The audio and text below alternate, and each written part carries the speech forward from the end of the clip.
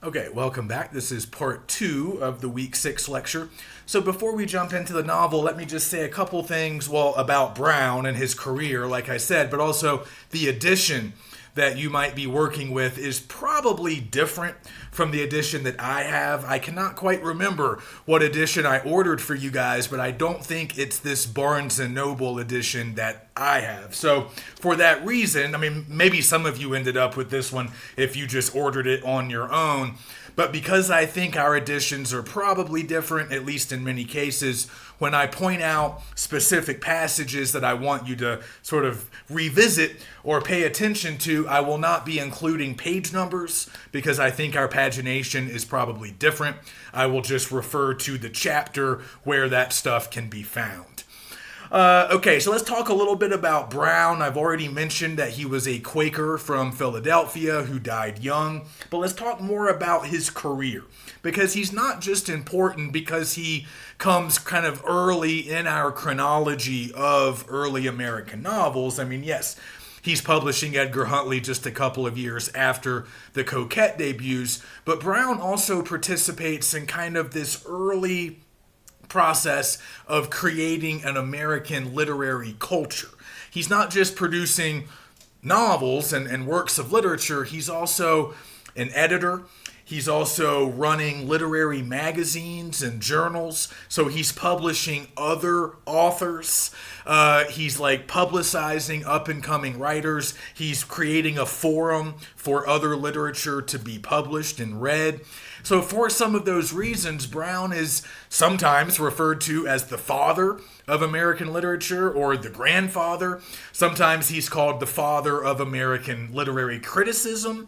I don't think we necessarily have to bestow such lofty titles on him, but he definitely plays an important role in this history that we've been telling. So we've already seen, throughout the 1790s, American writers were producing literature. And even going back to the colonial period, going all the way back to Bradstreet, we had writers in this country producing literature. But what we didn't really have a whole lot of were professional writers.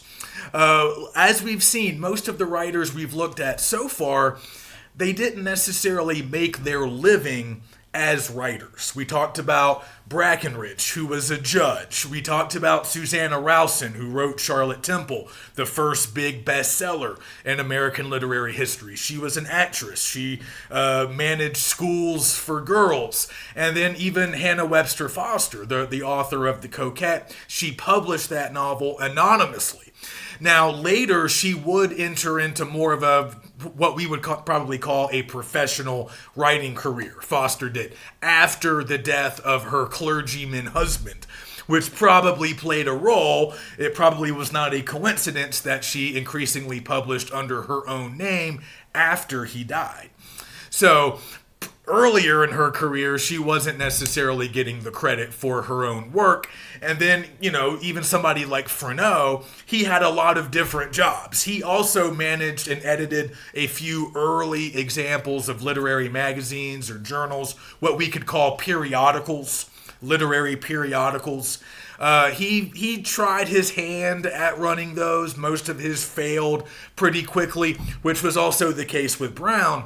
But Freneau was also like a ship captain, and I think he did some other things as well. He didn't have a whole lot of material success in his life. But all of those writers, they created literature, but writing literature was not their full-time vocation.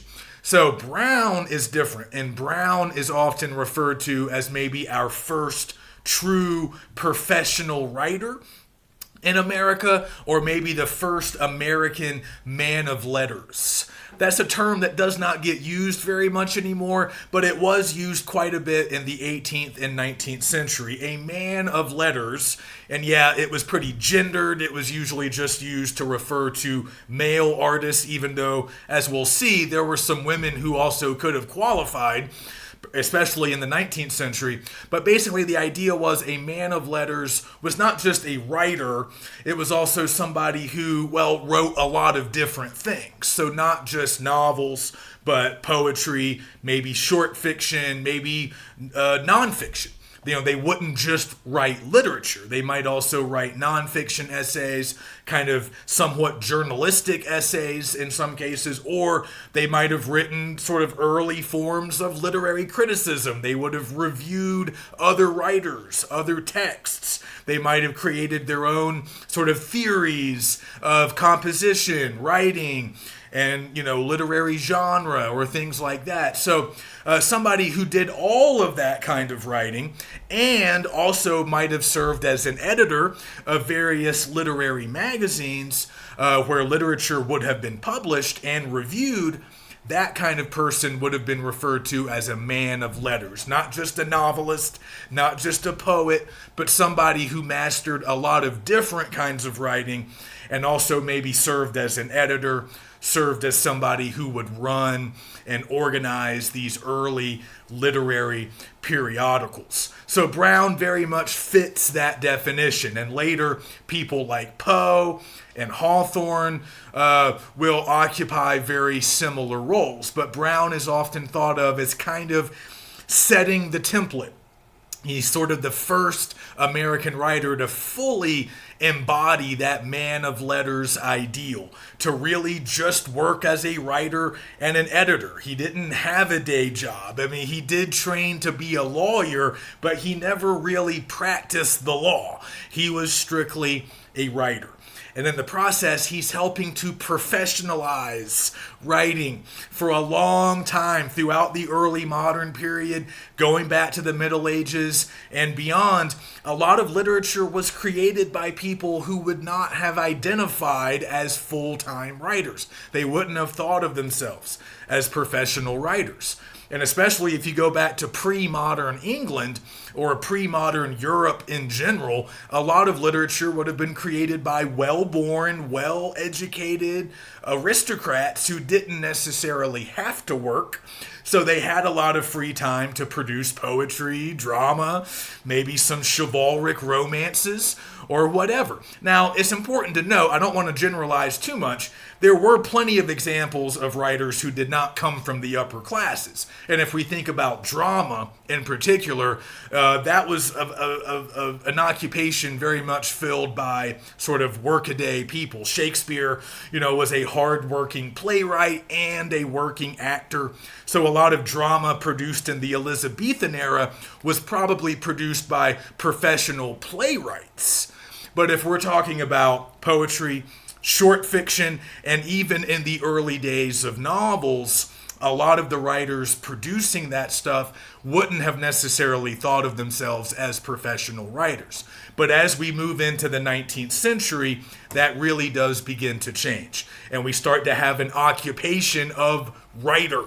And of course, that seems very normal to us today. We can all think of a lot of different people who make their living as professional writers, although I would argue nowadays you probably need to teach at a major university or somewhere, unless you're Stephen King or James Patterson or, J.K. Rowling. Some of these hugely successful professional writers can earn a living strictly off their literary output, but a lot of slightly less popular writers, they do sort of need a day job, and that day job is often teaching writing or teaching English, but we still think of them as professional writers.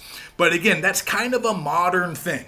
We need to understand that. The whole idea of a full-time professional writer, that's part of the modern world. That didn't really exist in the pre-modern world. That's more of a modern thing, and Brown might be our first American example.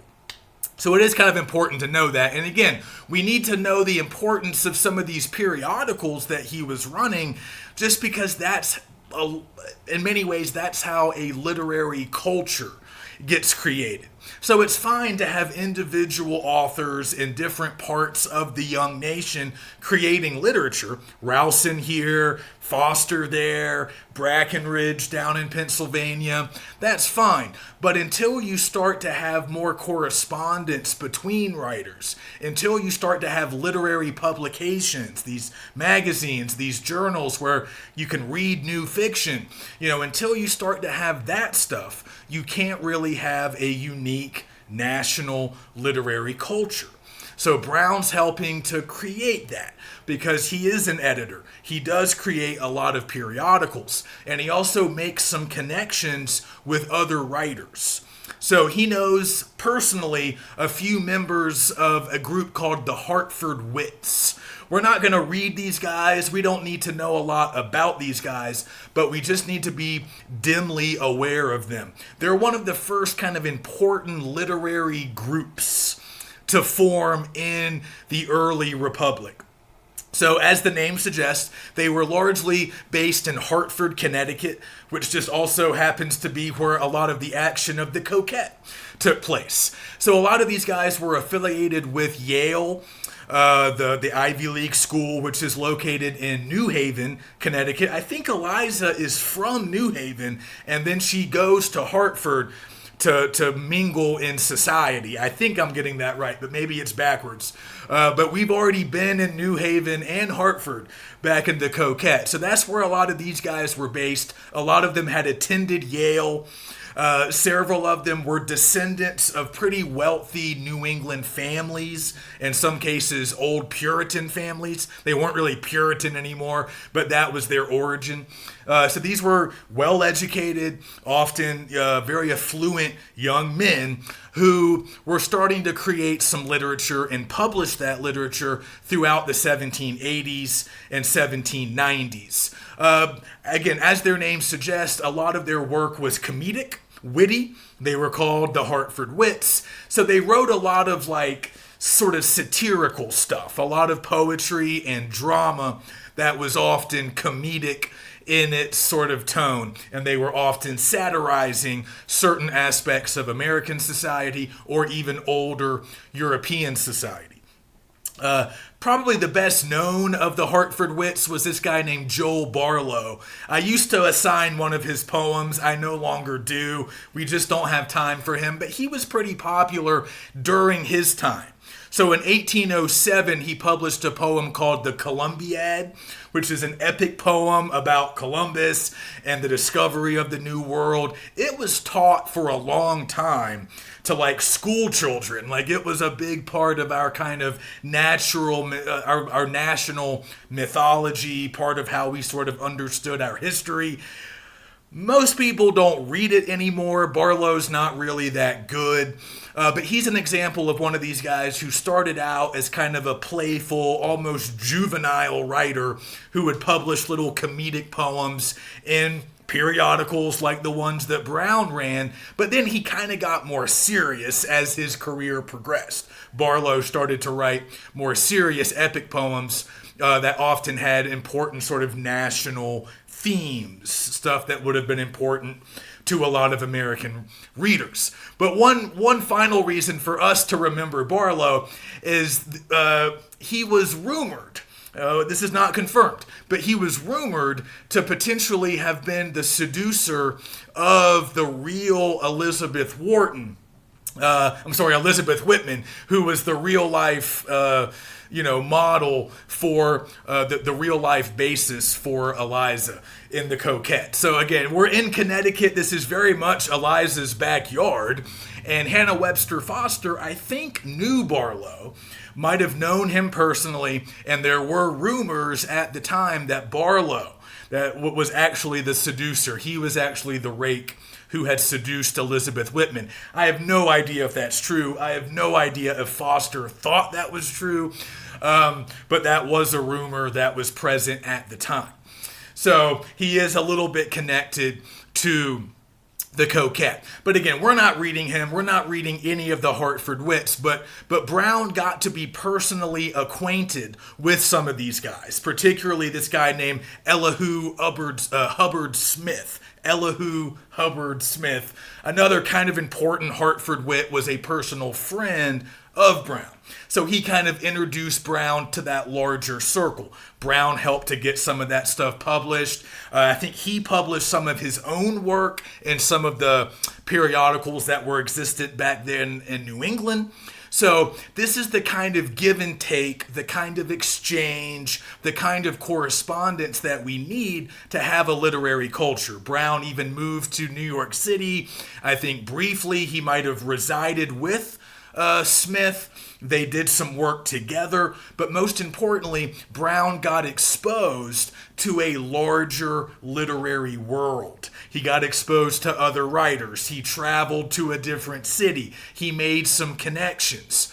And then later, he's going to help to publicize their work. They're going to help to publicize his work. And this is how a larger literary culture, a larger literary scene gets created. So Brown was not wildly popular during his lifetime. And again, he wrote novels. Back then, they probably would have been called romances because they often seemed rather improbable. They were often rather fantastical. He often worked within that Gothic register, that Gothic romance tradition that we were talking about back in part 1. And he was not widely read during his lifetime. Again, like Freneau, a lot of his literary magazines failed, they went under, and he died young. But he has been sort of rehabilitated since his death. He's really come back in a big way. And scholars of early American literature now regard Brown as really essential reading if we're going to conduct this sort of historical tour of the development of a distinctly American literature. Brown does play a big role. And again, he wrote all kinds of stuff. He published histories, essays, travelogues, maybe a little bit of poetry, like some bad poetry, and also fiction in the form of several novels. At least we would call them novels today. His novels are what he's best remembered for. Edgar Huntley is probably read the most, but I've also taught a novel by him called Wheelin', which I mentioned last time. It's largely centered around spontaneous combustion and also psychosis. Brown is very interested in dark psychological processes. So again, he owes a lot to the Gothic tradition. He borrows a lot of those conventions from earlier Gothic works, some of that stuff that we were discussing back in part 1. But he is innovative based on his subject matter and what he's using all of that Gothic material to actually do. So we need to recognize that about Brown, but we can also acknowledge some of his flaws as a writer. He can be a bit of an awkward prose stylist. I find him to be a bit of a clunky writer. You guys might disagree. Some people really enjoy Brown. I will say that he's very skilled at crafting that creepy, mysterious Gothic atmosphere. Once you adjust to his language, and it is very old-fashioned, it somehow feels even older than it actually is. To me, his style feels a lot older than Foster's style, even though they are contemporaries. They are writing literally within just a couple of years of each other, and they overlap. I mean, Brown was writing stuff before Edgar Huntley came out, but Foster has a much more accessible, fluid style that I think translates well to modern readers. Brown maybe doesn't, but we can appreciate Brown's style. It is sometimes called ornate, kind of florid, maybe a little over the top at times. One thing to notice and kind of remember about him is his grammar, his diction also can be rather strange. It's heavily influenced by Latin. Like many educated people of the time period, he knew a little bit of Latin, a little bit of Greek. He is very wordy. It often takes him a lot of words to describe something that could have been described much more efficiently, much more quickly, but that's just part of the sort of formal, old-fashioned style that we are going to encounter, not only in Brown, but in some other stuff from the late 18th century as well. But if we can sort of adjust to the language, we're going to notice a few things. We're going to notice how profoundly weird this book is, how weird Huntley is. We already know probably how weird Clitheroe is. A lot of weird stuff happens. Huntley's not a reliable narrator. We often will have the rug pulled out from under us as readers. Brown does that. Brown also offers a lot of modern stuff. It's just packaged in his weird, old-fashioned language. So if you're paying attention, you'll notice that this is not just a Gothic romance. It also kind of becomes an adventure story. It becomes what we would later refer to as a frontier romance, another important genre of the early American novel that we're going to explore next week when we read Hope Leslie by Catherine Maria Sedgwick. So the frontier romance doesn't quite exist yet in 1799, but in a couple more decades it will be big. And it's, again, being built on at least some of the foundations being established here by Brown. Because, again, we're interested in the frontier. We're interested in what happens in frontier districts where you have this clash of culture between European descendant settlers and Native American groups. Brown is not interested in Native Americans the way Freneau is, or the way Cabeza de Vaca becomes interested in them over the course of his text. But Brown is very aware of the local history in this part of Pennsylvania. He's very aware of the history of Native American conflict and how the settlers dispossessed the Native Americans of their land. He knows about the Delaware tribe in particular. And like I've mentioned, he's drawing on some real history, some real factual basis for a lot of the events of the plot. So even though it's fantastical at times, even though it feels very Gothic at times, it's also largely based on the realities of this place, this time, this little patch of colonial history in this particular region of eastern Pennsylvania. So this novel is many different things at once. It is a Gothic romance. It's a whodunit. It's kind of a very early example of a mystery novel. Again, that genre as we know it today did not quite exist yet in 1799. I mean, Gothic romances often were very mysterious, but Huntley is almost functioning a little bit like a detective. Some people call this maybe an early example of detective fiction, long before Poe comes along and kind of helps to create the modern sense of that genre. I wouldn't quite call Huntley a detective, and if he is a detective, he's not a great one. But there's certainly a mystery element. There's a whodunit element that drives a lot of the plot. So yes, we're calling back to a lot of old Gothic stuff that would have been familiar to readers, but there's also all of this new stuff. New stuff about the frontier, new stuff about a uniquely American experience on the frontier, a little bit more consideration of Native American history and the history of conflict between settlers and natives. So there's a lot of new stuff to go along with that old Gothic stuff. So that's partly why this book is still regarded as being very important. Not just a good read, not just an interesting novel, but an important development in the history of American literature. So I think that's pretty good as far as just, okay, let's just get into it. So I've already mentioned Norwalk. I've already mentioned a little bit about Huntley.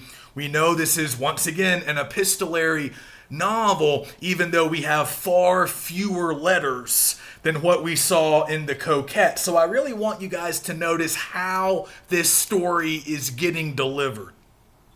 As readers, we're often at a second or third hand remove, right? So Huntley tells much of the story, but at times he's relating the experiences of others, okay? So that's another level of remove, like when he's relating Clitheroe's story, when he's putting Clitheroe's story into his larger letter. And then at other times, again, he's relating things that he's heard, things that he thinks, at times even things that he directly participates in are not always necessarily to be trusted. His version of events, the way he's explaining things, we come to realize that Huntley is wrong about a lot. And as I mentioned in part 1, he doesn't fully understand himself.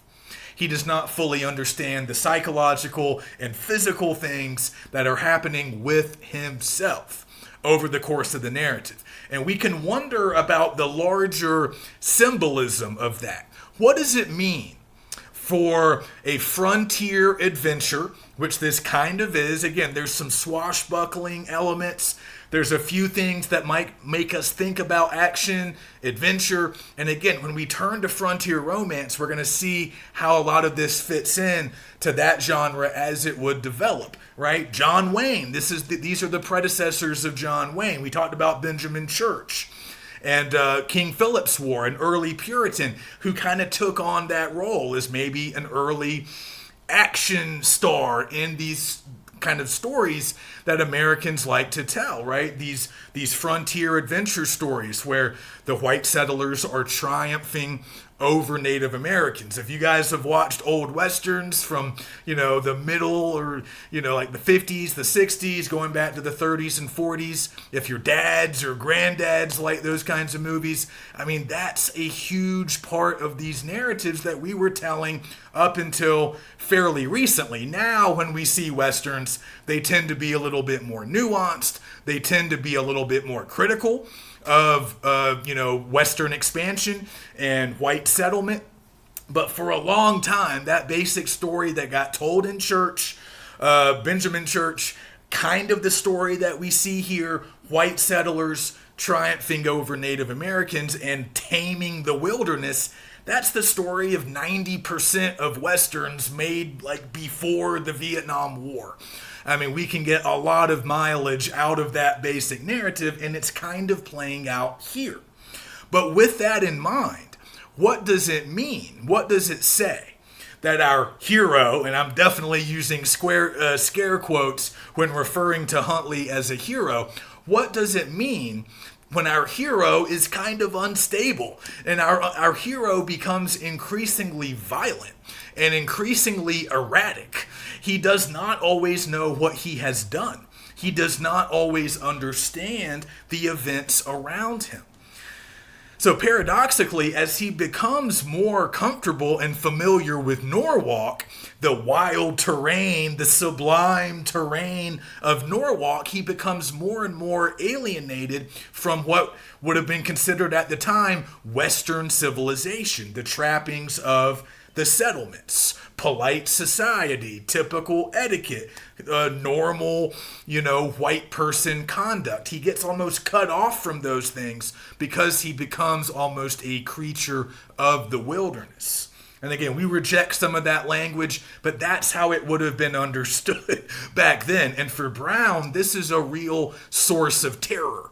Like I said before, that's where a lot of the Gothic terror comes from, is the fact that we take this mild-mannered guy, we throw him out into Norwalk, we get him on the trail of a mystery, and we put him on the path of some rampaging Delaware Native Americans, and he changes. And Huntley becomes this kind of avenging angel. He becomes this violent personage who's capable of things that we would have never ascribed to him based on the appearance he cut when we first met him. Again, he's using weapons, he's jumping into rivers, he's running through the woods. He becomes almost somebody else. And through much of our history and a lot of our narratives, that kind of transformation, it might have been romanticized. He might have become a sort of typical John Wayne, classic American hero, but that's not what we see here. Huntley is weird and ambiguous, and what happens to him is weird and scary and often ambiguous, and it doesn't really seem like Brown is, fully endorsing expanding further into the wilderness, because if we do that, more of this kind of stuff is going to happen to more white people like Huntley. And Brown seems very ambivalent about that, about whether or not that's a good thing. So this was a debate that raged throughout early American history. How much should we expand? How far should we go? How much more land should we acquire? And a lot of people were thinking there needs to be a limit. We don't want to keep expanding because we're going to encounter more chaos, more violence on the frontier. We might undergo more changes. We might have to incorporate non-white groups like Native Americans, and that was very frightening to many at the time. So this was, an ongoing debate, and Brown is using the unknowable, the danger, the violence of the frontier to scare us, but also to maybe make us think more deeply about the American project, what it was, what it had been, and what it should be. So consider that.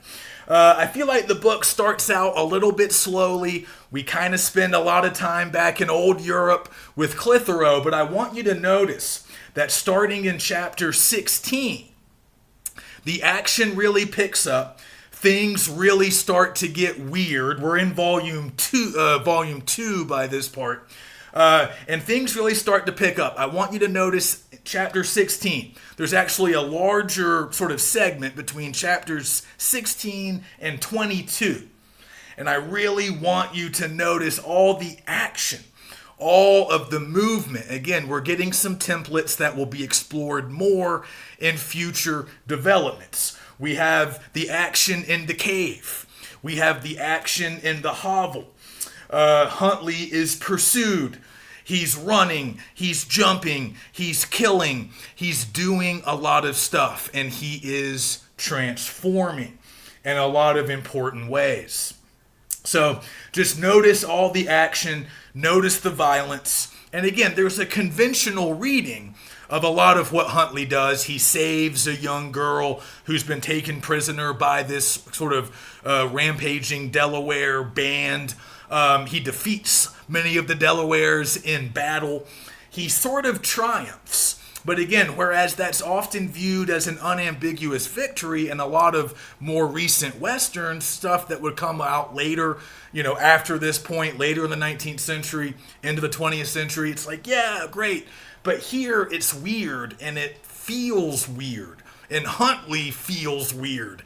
And we are supposed to feel weird about the changes that he's undergoing. Are they necessarily positive? And again, do we square the ultimate victory in the book with the fact that Huntley is wrong about a lot? And Huntley is often a very unreliable narrator.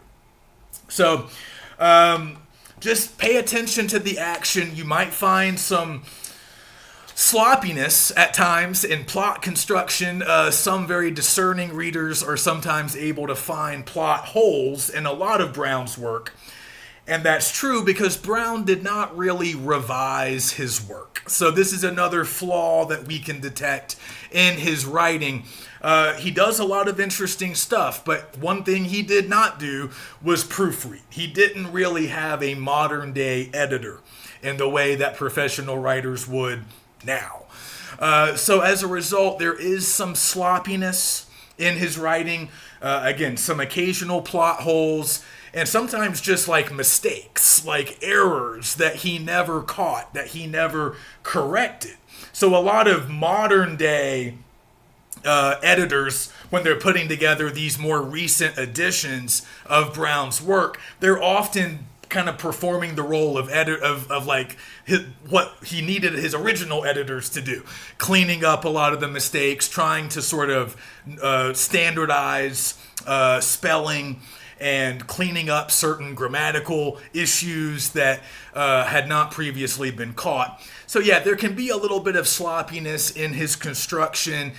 He sometimes repeats things. He sometimes might not always fully explain things, but you should be able to follow the plot by and large. I don't want to spend a lot of time on plot summary now, but especially pay attention towards the end as he's working with Sarsfield, and to some extent even his own uncle helps Huntley to sort of better understand things that he had not previously understood. So again, we can't always trust Huntley the way we might expect to trust our protagonist, our action hero. He often functions as a first-person narrator, but not always a reliable or even sensible or rational one. He's often irrational. Again, because that's what the frontier does to you.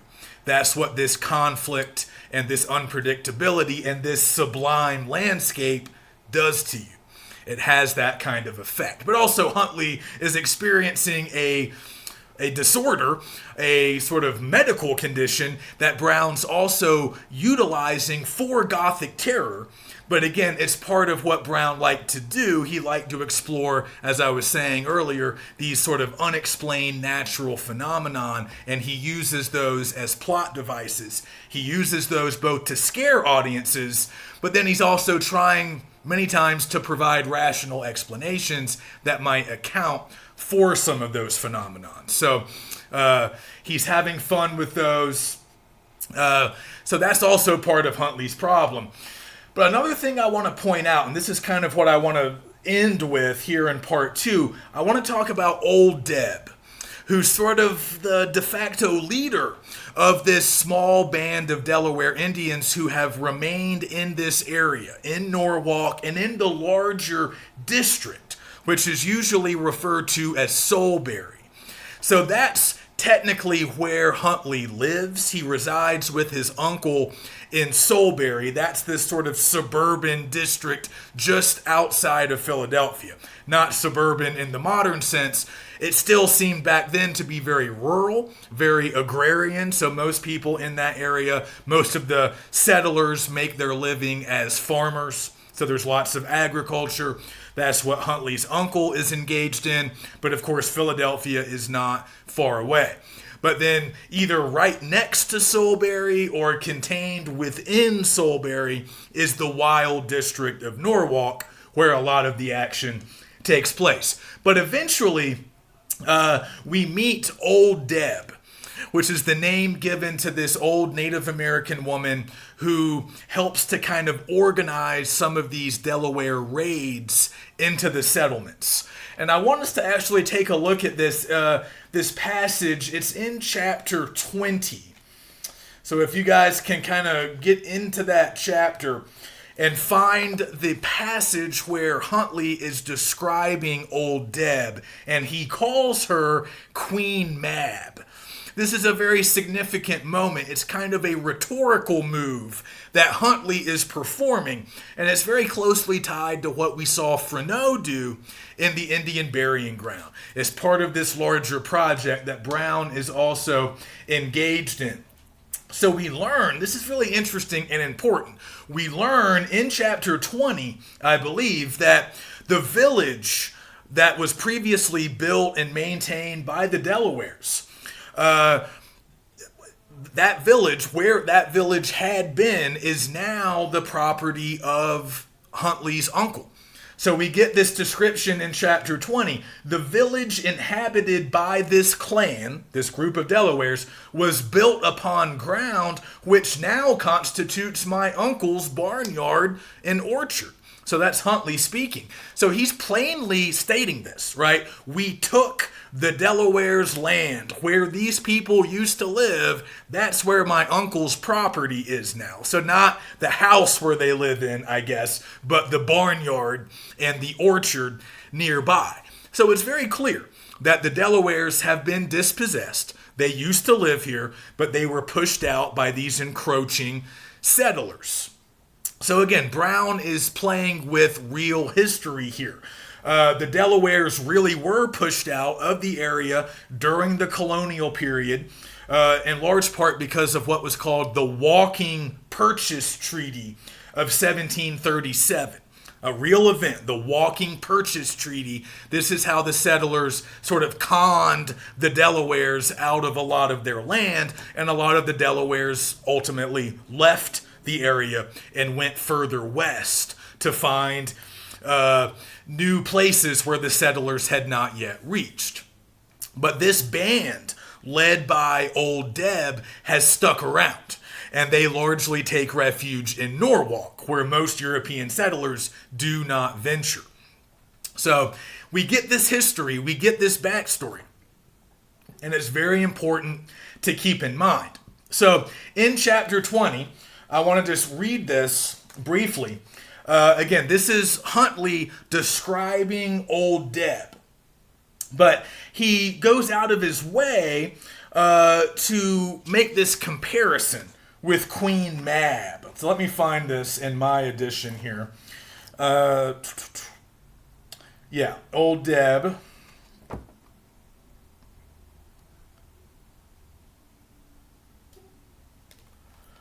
Sorry, I'm a little lost in my edition here. Let me just find what I want. Top of one. Yeah, here we go. I was a page off. So he's explaining a little bit about this character. And he's also explaining why he compares her to this literary figure from a European tradition. So Queen Mab is a figure from like European folklore.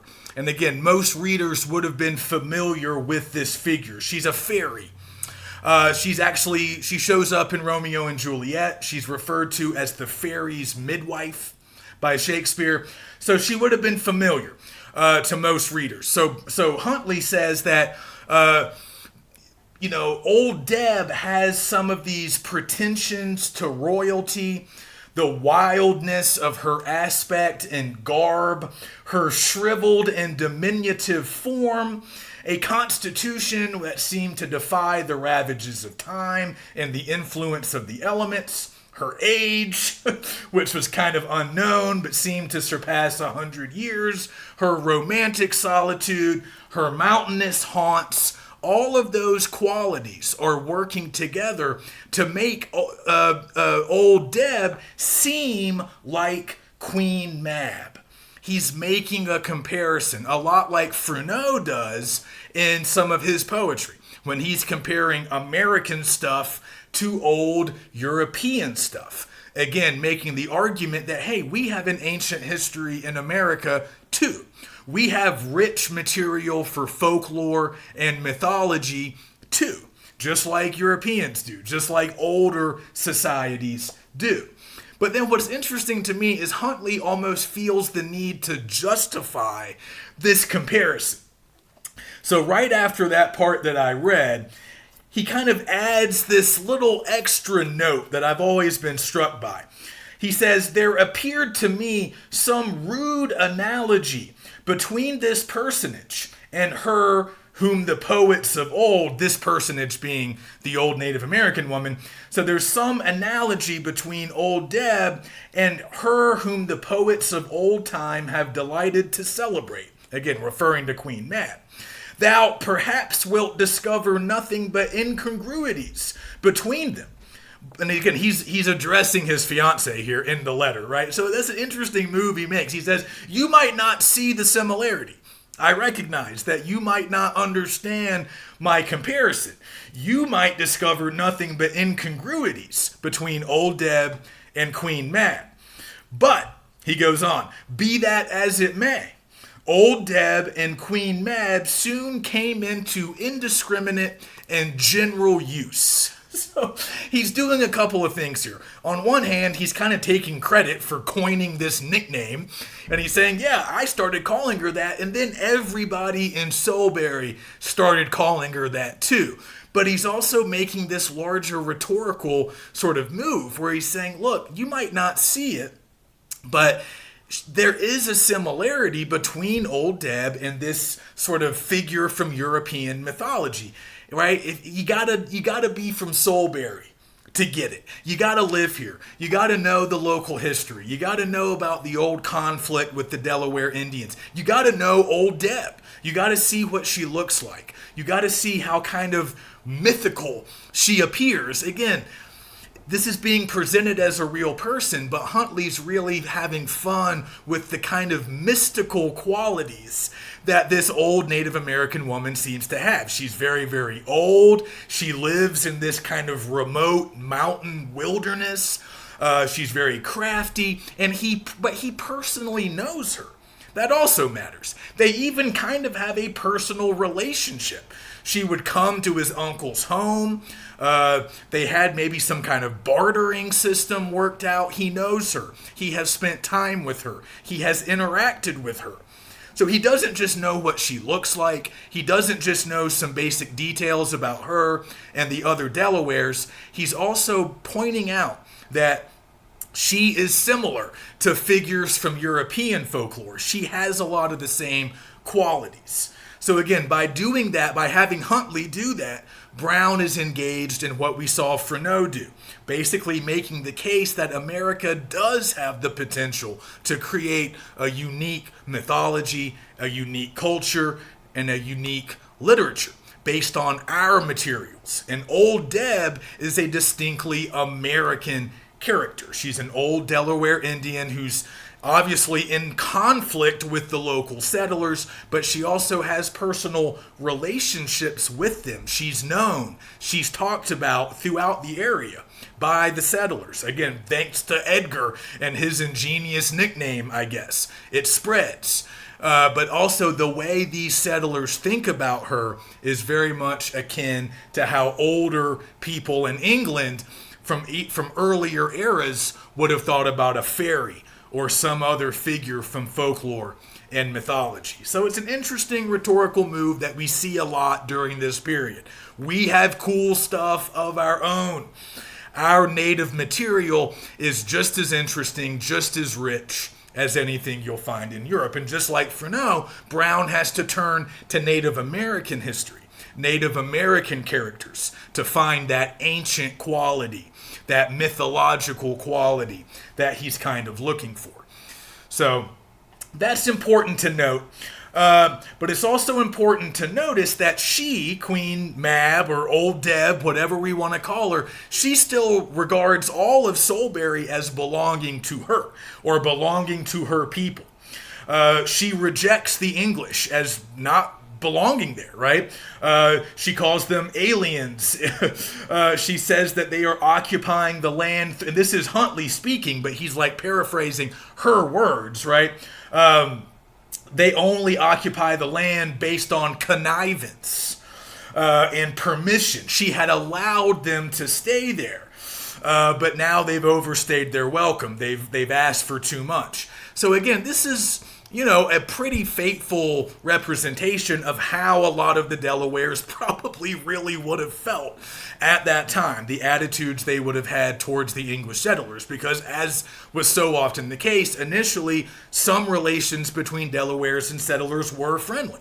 Again, Huntley is kind of telling us that story.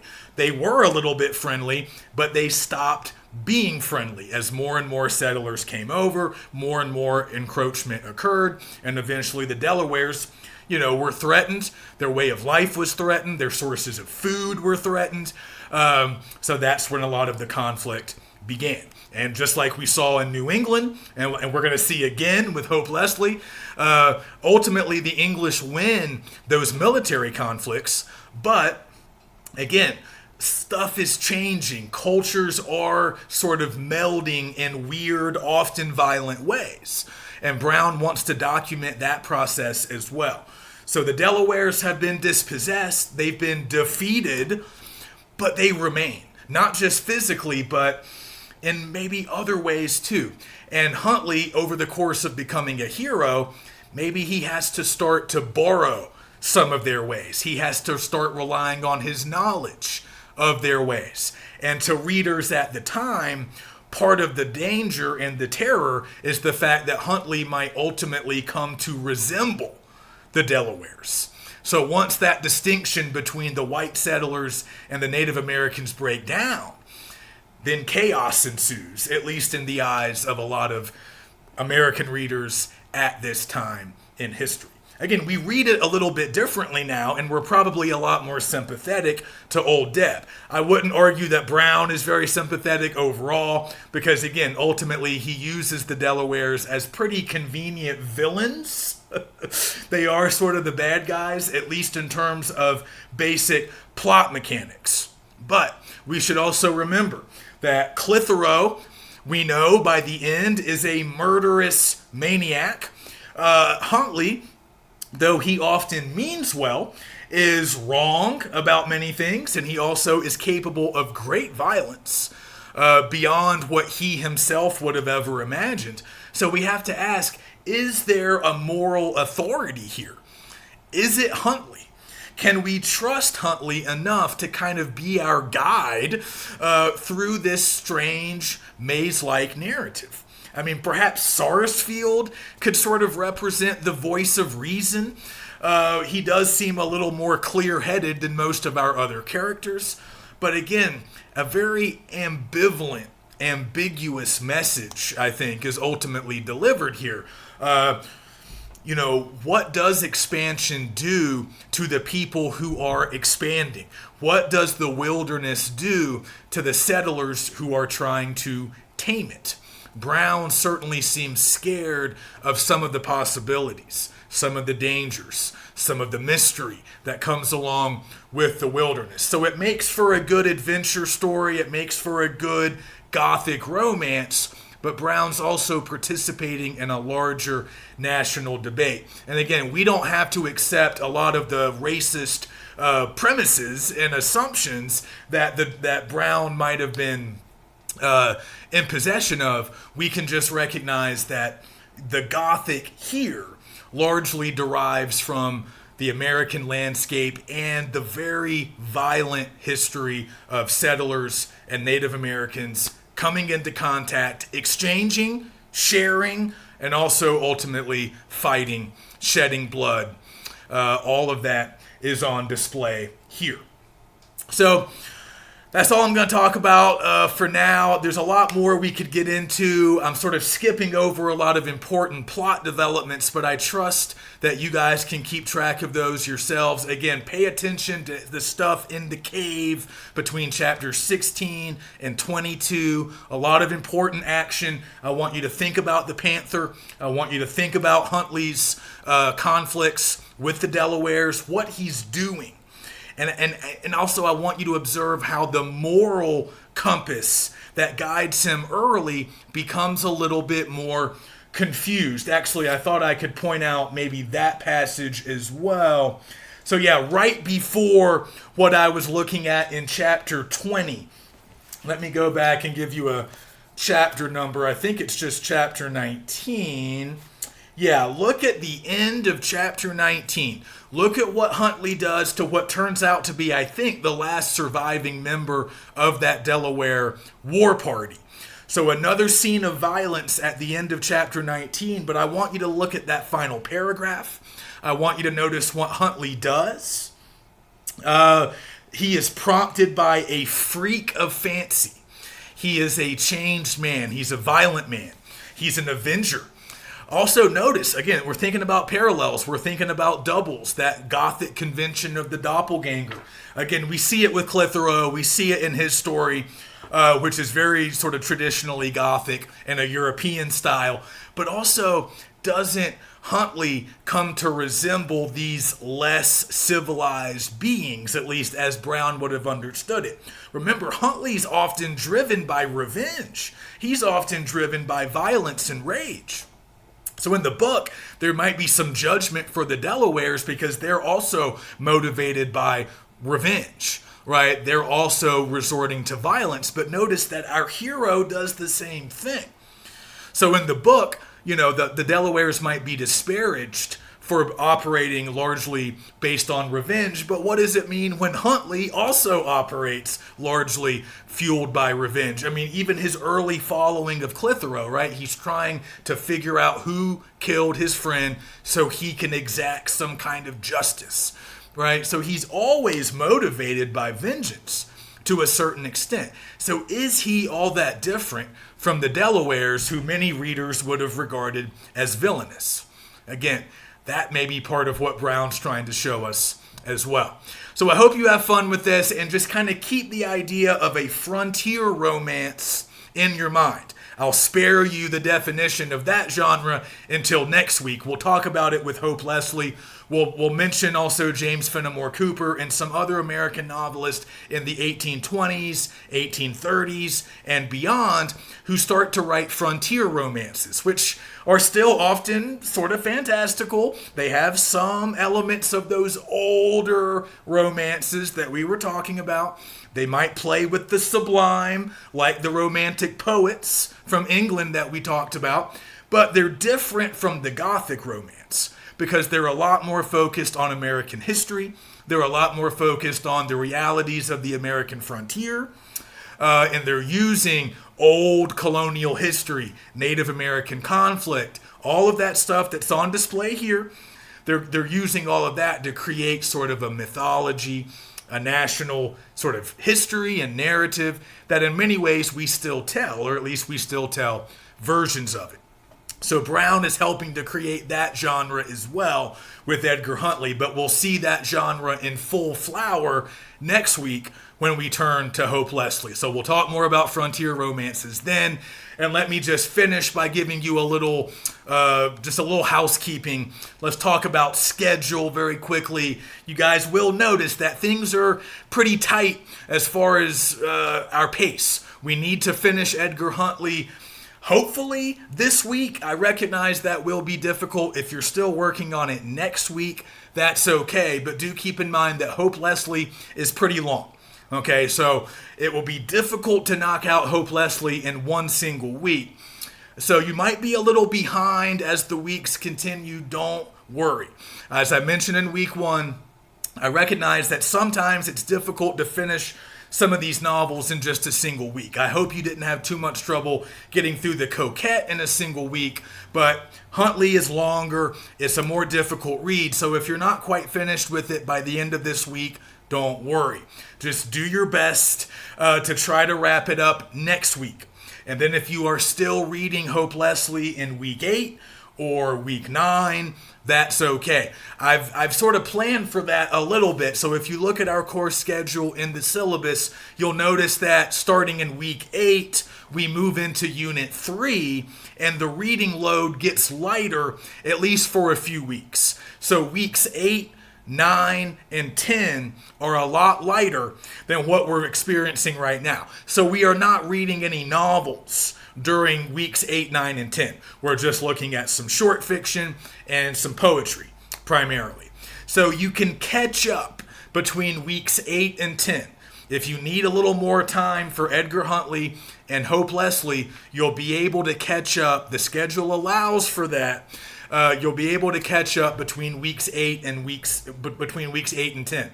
But by week 11, when we move on to Melville, you really need to be caught up because weeks 11, 12, and 13 are heavier. Okay, but don't worry, you can be working at a little bit of a deficit for these next few weeks, just as long as you're able to be more or less caught up by week 12. You don't always have to, by week 11, I should say, the Melville week. You don't always have to stick to my schedule 100%, but try to stay close. So try to be mostly finished with Huntley by the end of the week. Be at least halfway through Hope Leslie by the end of next week. And then use weeks 8, 9, and 10 to catch up as needed.